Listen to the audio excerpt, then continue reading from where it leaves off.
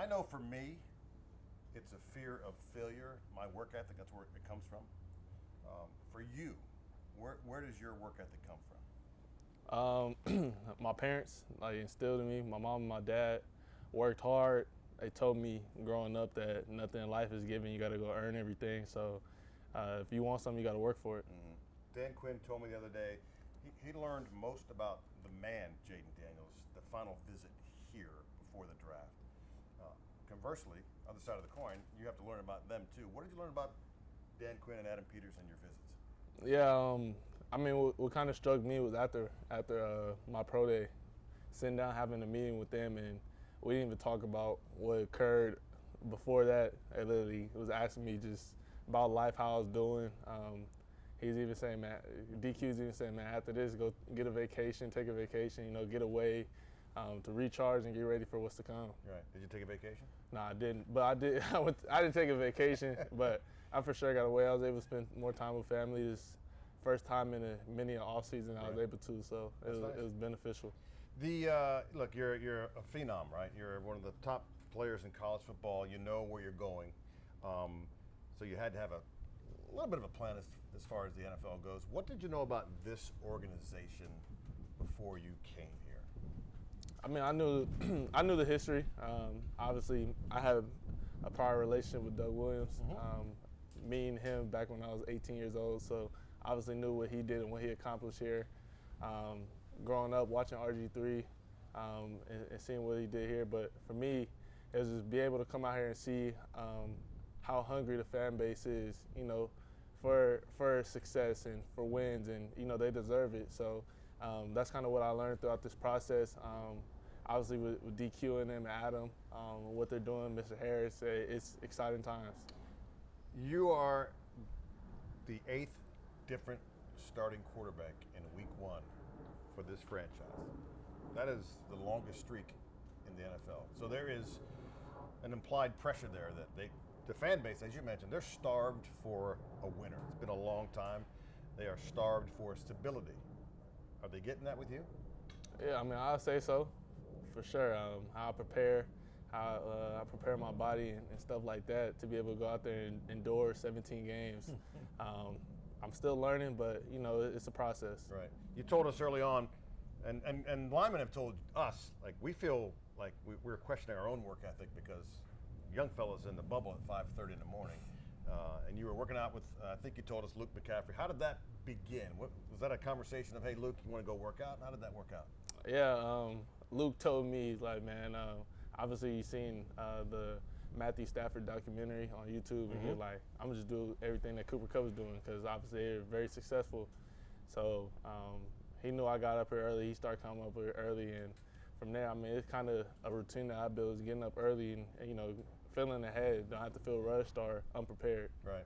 How much of that work for you makes you a different player here weeks later in this camp? I mean, how much more comfortable do you think you feel because you did that as opposed to if you hadn't? Yeah, I mean, I just feel more comfortable in the system, be able to learn, be able to walk through and have failures and learn from them. I mean, the best the best learning process for me is to be able to fail. Right. You're not going to learn from anything if you don't fail. Everything's all good and going well, you're not going to be able to learn. Right. You're not going to know your mistakes. You're not going to know what to do when you hit adversity. So that's the biggest blessing for me is failure. I was at your pro day. I think, in fact, that was the first question when you walked up to the podium.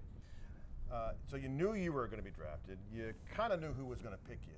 Yet when that moment comes, and they say with the second pick, the Washington Commanders choose Jayden Daniels. After having dreamed it, what was it like? It was exciting. Being able to sit there and see your phone ring, be able to answer the phone. Right. But it was just a surreal moment, not even just for me, but my whole family that was there, family back home. Be able to see my mom shed a tear, my dad shed a tear, something that they know I worked so hard for, and they helped sacrifice to get me to this position. So it was a very surreal moment. One of the things we see is when you, and I'm sure you've been asked it 1,000 times, but when you walk down to the field, you got a basketball in your hand. Now, a lot of NFL guys think they can play in the NBA. Are you one of those guys? I can. Bobby Wagner can't. Let's put that out here. Bobby Wagner could play? Please clip this. Bobby Wagner cannot play basketball. Oh, He cannot. He cannot. No. But could you play in the league? I'm better than him.